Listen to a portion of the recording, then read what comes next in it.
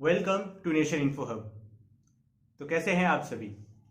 जैसा कि आपको पता है कि हम आपके लिए हर हफ्ते लेके आते हैं इंडियन लॉ फॉर ऑल या हिंदुस्तान का कानून सबके लिए, और उसी के तहत हमने पढ़ना शुरू किया कॉन्स्टिट्यूशन के अलग अलग आर्टिकल्स को हमने अभी तक कवर किया है।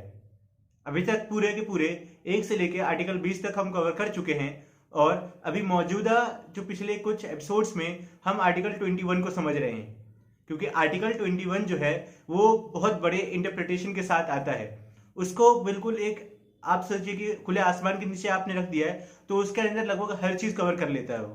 तो इसी के तहत हमने पिछले वीडियो में देखा था कि कैसे राइट टू शेल्टर दिया गया, राइट टू हेल्थ दिया गया, और उसके बाद राइट टू सोशल प्रोटेक्शन दिया गया, साथ ही साथ फैमिली प्रोटेक्शन दिया गया। तो चलिए आगे हम शुरू करते हैं इसी को और समझने की कोशिश करते हैं आर्टिकल 21 के कुछ और इंपॉर्टेंट कंपोनेंट्स को। एक बात सोचिए आप कि क्या हो अगर कोई इंसान ये ख्वाहिश जाहिर करे कि उसको मरना है, उसको मार दिया जाए, या उसको जिंदा रहने की ख्वाहिश नहीं है, उसको ये दुनिया पसंद नहीं आ रही। ऐसा क्या कुछ हो सकता है, या कहीं कोई ऐसी जगह है हमारे कॉन्स्टिट्यूशन में जहां पे इस चीज के बारे में जिक्र किया गया है? जरा आप सोचिए, क्योंकि ये एक बहुत ही जरूरी चीज हो जाती है इंसान को समझने के लिए, और इस बात को भी समझने के लिए कि कॉन्स्टिट्यूशन कैसे काम करता है। तो चलिए आज के हम इस वीडियो में आपको बताएंगे क्या राइट टू डाई आपके पास दिया गया है या नहीं है। राइट टू डाई जो है वो एक इंसान के अपनी जाती ख्वाहिश है, वो किसी दूसरे के ऊपर डिपेंडेंट नहीं है। उसके लिए कोई दूसरा इंसान फैसला नहीं ले सकता है। मतलब कि अगर किसी को मानसिक या शारीरिक, जिसको हम बोलते हैं मेंटल या फिजिकल इलनेस हो, जिसको कभी रिकवर नहीं कर सकता है, जिससे वो कभी बाहर नहीं आ सकता है, और उसको बहुत ज्यादा दर्द है, वो अपनी जिंदगी से परेशान है, तो उस जगह पर उसी के पास होगा डिसीजन लेने का हक कि वो क्या चाहता है। वो चाहे तो अपनी जिंदगी को खत्म कर सकता है, चाहे वो यूथेनेशिया से हो या किसी और दूसरे तरीके से हो। यूथेनेशिया के ऊपर भी बहुत ही डिबेट हो चुका है, और अलग अलग कंट्रीज में इससे रिलेटेड लॉज भी पास किए जा चुके हैं, लेकिन इंडिया में ये चीज इतना आसान नहीं है। इसको समझने के लिए बहुत सारी चीजें और भी लगती हैं, क्योंकि हमारे यहाँ एक ऐसा माहौल नहीं है जहां पर इंसान को एक्सेप्ट किया जाए।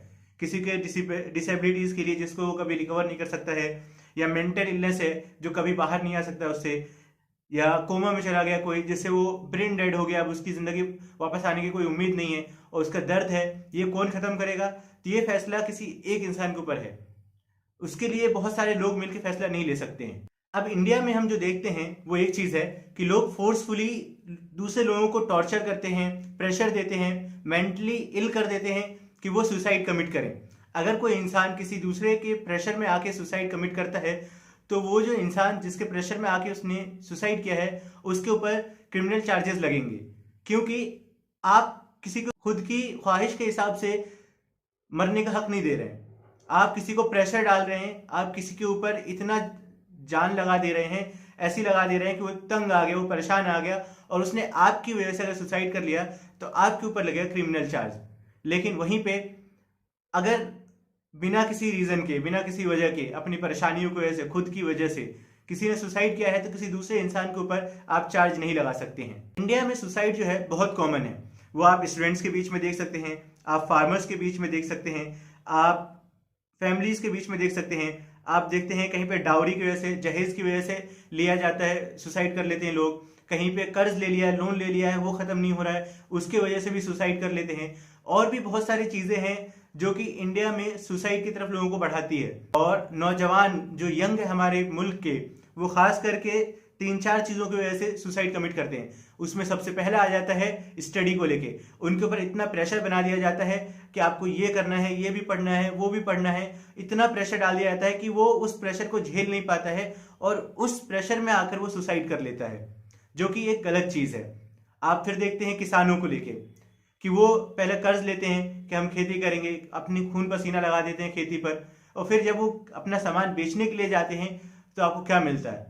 10 रुपए, 5 रुपए, 4 रुपए, ऐसे तो आपको मिलता है। उस रेट पे आप अपना सामान बेचते हैं, जिससे उन्होंने जो खर्चा किया, जो उन्होंने लगाया, जो लोन लेके पैसा उन्होंने लगाया, वो क्लियर नहीं कर पाते, वो चुका नहीं पाते, और उसकी वजह से वो फिर वहां पे प्रेशर में आ जाते हैं और वो सुसाइड कर लेते हैं। एक और जो मेजर वजह है सुसाइड का इंडिया में, वो है लव अफेयर्स, जहाँ पे बच्चे जो है प्यार में पड़ जाते हैं और उसके बाद जब उनको उनका प्यार नहीं मिलता है और जिससे शादी करना चाहते हैं, जो उनकी पसंद है, जिनसे वो शादी करना चाहते हैं, हमारी समाज की वजह से, हमारी फैमिली की वजह से नहीं होता है, तो वो उस जगह पे भी आकर सुसाइड कर लेते हैं।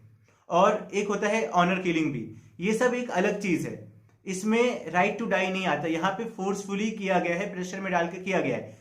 लेकिन हमने आपको शुरुआत में ही बताया कि अगर कोई मानसिक और शारीरिक तौर पर परेशान है, जिसकी जिंदगी का कोई बचा नहीं है, कुछ नहीं बचा है, आप बेड रेस्ट पे हमेशा के लिए पड़ गए, तो वहां पर आपके पास एक ऑप्शन है, दिया गया है राइट टू डाई का। अब राइट टू डाई के लिए जो एक लैंडमार्क केस है, जिसपे सुप्रीम कोर्ट ने एक बहुत बड़ा फैसला दिया, वो है अरुणा शॉनबॉग का केस। इसमें सुप्रीम कोर्ट ने इस बात को स्वीकार किया कि कैसे आर्टिकल 21 के तहत ही राइट टू डाई आता है, और वो भी डिग्निटी के साथ। इसमें सुप्रीम कोर्ट ने पैसिव यूथनेशिया का अलाउ किया और यहाँ पे बोला कि एक इंसान को आज़ादी है कि वो अपने लिए मौत का एक तरीका चुन सके, जिससे उसका दर्द जो है, उसका पेन जो है वो खत्म हो सके। तो अरुणा शॉनबॉग का केस जो है वो इंडिया में पैसिव यूथनेशिया के लिए और राइट टू डाई के लिए एक लैंडमार्क केस साबित हुआ। आर्टिकल 21 में आज जो हम आखिरी चीज देखेंगे वो है right to work. Indian constitution के आर्टिकल 21 के तहत राइट टू वर्क आता है या नहीं आता है, उसको समझने की कोशिश करेंगे। जैसा कि आप सभी को पता है कि आम लोगों के लिए या किसी भी इंसान के लिए कमाना एक बहुत ज़रूरी चीज़ हो जाता है, जिससे वो अपने आप को तरक्की के रास्ते पर आगे बढ़ा सके, जिससे उनका डेवलपमेंट हो सके। अगर इंसान कमा रहा है तो वो आगे बढ़ेगा। कैसे आगे बढ़ेगा? वो अपने बच्चों को पढ़ने के लिए आगे भेज सकता है, वो अपने घर में नई नई चीज़ें ला सकता है जिससे ज़िंदगी आसान हो सके, वो आगे अपने लिए सेविंग कर सकता है कि ओल्ड एज में उसका इस्तेमाल कर सके, वो इन्वेस्टमेंट कर सकता है अलग अलग जगह पे जिससे उसका रिटर्न आए और उसकी ज़िंदगी का स्तर अच्छा हो जाए, स्टैंडर्ड ऑफ लिविंग जो है वो अच्छा हो जाए, ताकि वो सुकून से ज़िंदगी गुजार सके। तो इंडियन कॉन्स्टिट्यूशन का आर्टिकल 21 जो पर्सनल लिबर्टी के बारे में बात करता है, राइट टू लाइफ के बारे में बात करता है, वो इस चीज़ को भी बोलता है कि कैसे एक इंसान को, एक नागरिक जो है उसको काम दिया जाना चाहिए। इंडियन कॉन्स्टिट्यूशन जो है वो राज्य के ऊपर एक जिम्मेदारी देता है, और वो जिम्मेदारी क्या है?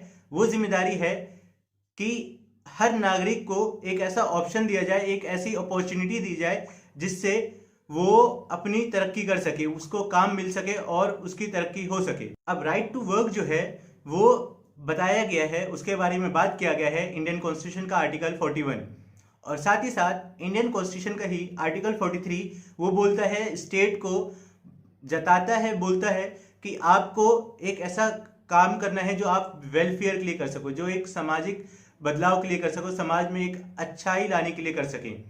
तो ये दो आर्टिकल जो है इंडियन कॉन्स्टिट्यूशन का, आर्टिकल 41 और 43, वो बात करता है राइट टू वर्क के लिए। पहले 41 करता है राइट टू वर्क के लिए, और 43 करता है स्टेट के ऊपर जिम्मेदारी देता है कि वो लोगों को काम करने की अपॉर्चुनिटीज दे।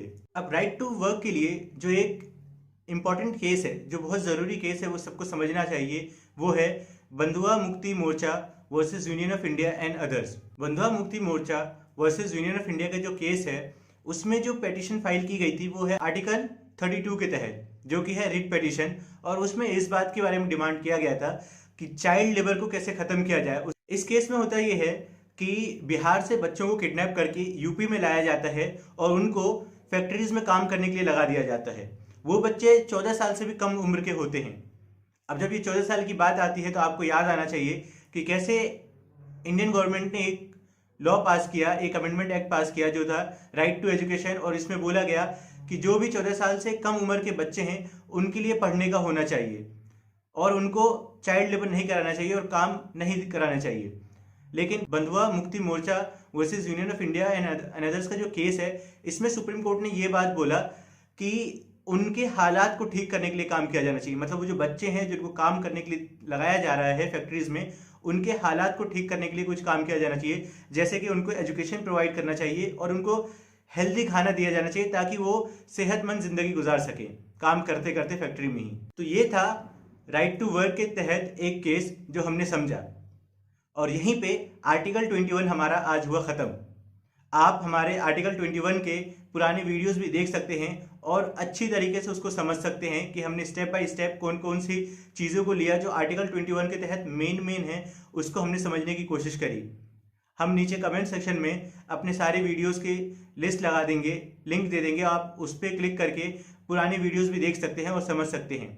मैं उम्मीद करता हूं कि आपको हमारा ये आर्टिकल 21 के जो वीडियोस है पसंद आए और आप ये ज़्यादा से ज़्यादा लोगों तक शेयर करें। आपके पास कोई सजेशन है हमारे लिए तो आप नीचे कमेंट सेक्शन में लिख कर बता सकते हैं। Thank you for watching mission info hub.